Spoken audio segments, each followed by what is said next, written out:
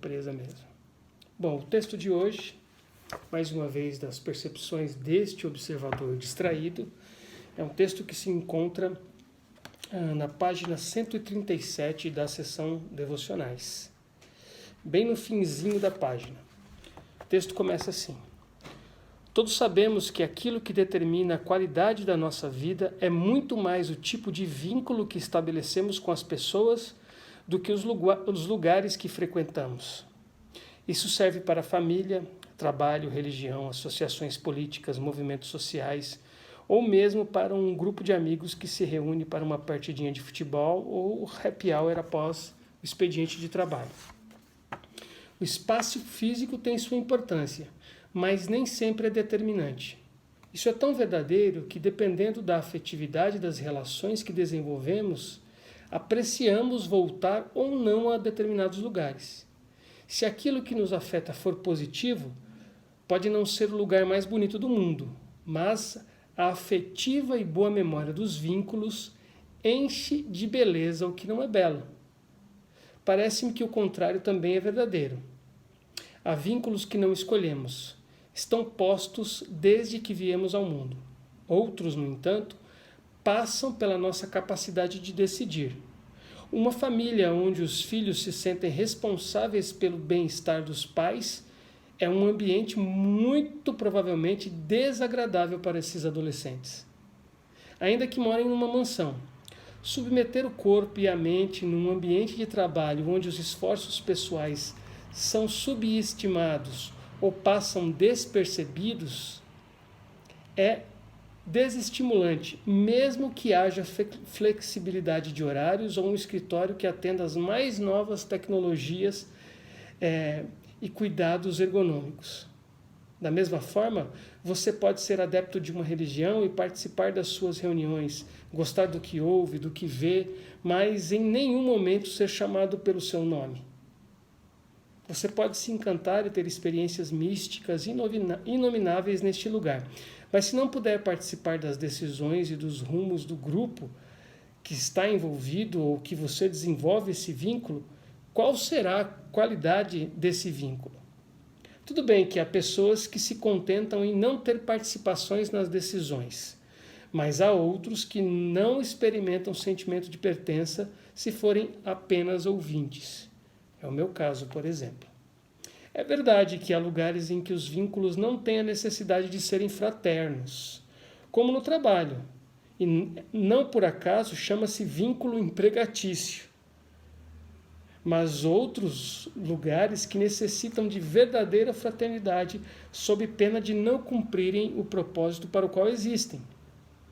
Uma relação amorosa onde você funciona, entre aspas, como objeto dos desejos do seu parceiro ou parceira é um tipo de vínculo, mas não adequado para aquela relação, o vínculo de produto. Uma família onde as responsabilidades estão mal distribuídas e pais cuidam de toda a administração da casa também pode configurar um tipo de vínculo que não é bom, o vínculo de prestadores de serviços e de filhos consumidores. Por fim, uma comunidade de fé onde seu corpo é entregue ao serviço voluntário e seus recursos financeiros são bem-vindos, mas sua orientação sexual é apenas tolerada e a sua voz não tem vez nem momento nas decisões que afetarão todo, configura outro tipo de vínculo, que talvez desrespeite a razão da existência dessa comunidade de fé, o vínculo apenas de financiador do projeto. A pergunta é: nessas comunidades muitas vezes não se repetem os mesmos critérios da cultura de mercado, onde tudo vira produto, inclusive corpos e consciências? Pois bem, há vínculos que estão postos, mas há outros que são pura e exclusivamente fruto das nossas decisões pessoais ou comunitárias. Se você nutre vínculos que lhe anulam a sua individualidade, que violentam sua identidade, oprimem seu corpo ou lhe roubam a voz, por favor, liberte-se. Caso não consiga fazê-lo sozinho ou sozinha, peça ajuda, pois foi para a liberdade que Cristo nos libertou. E sempre haverá por perto um liberto ou uma liberta com amor fraterno suficiente para lhe estender a mão. Bem, esse texto e a discussão que eu tento apresentar nele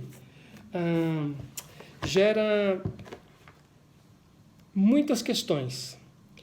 Mas antes de levantar as questões que esse texto pode trazer para a gente, eu quero frisar um pequeno trecho.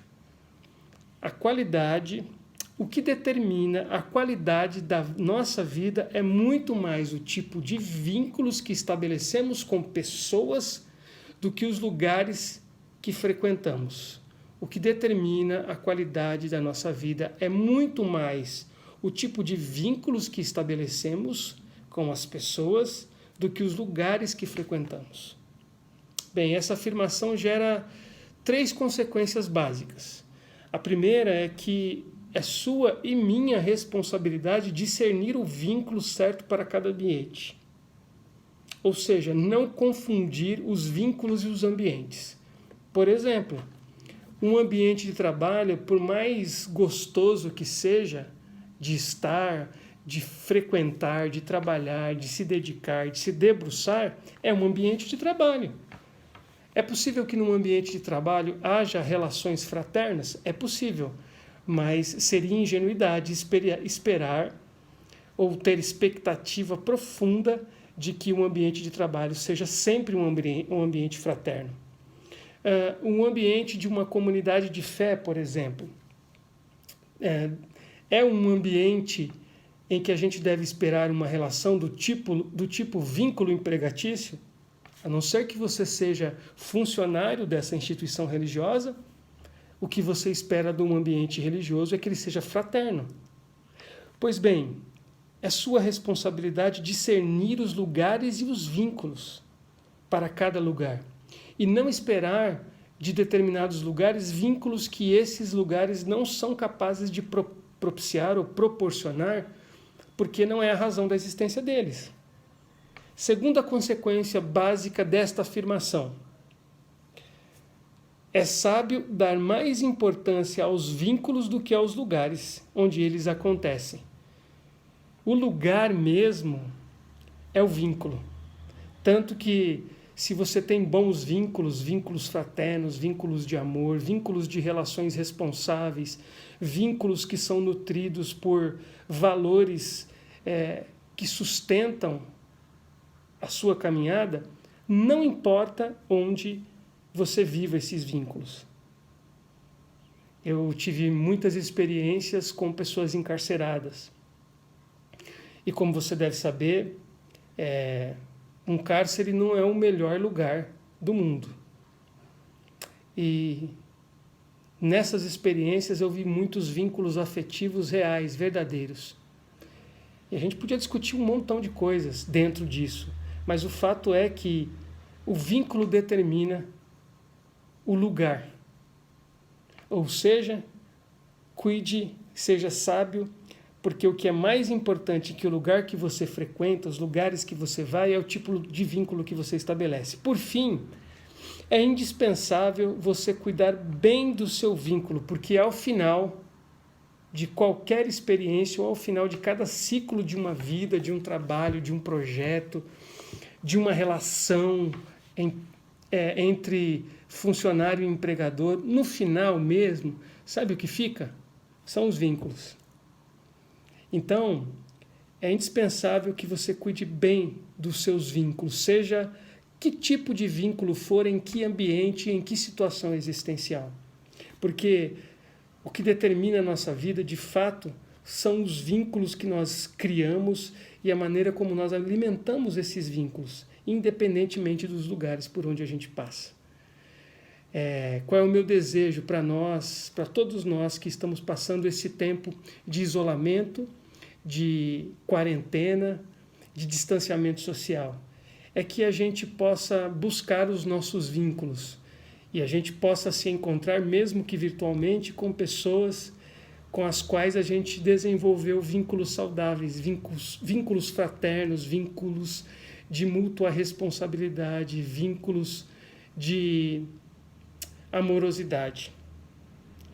Qual é o meu incentivo para você. Se você ainda não tem esses vínculos, faça-os, mesmo que virtualmente.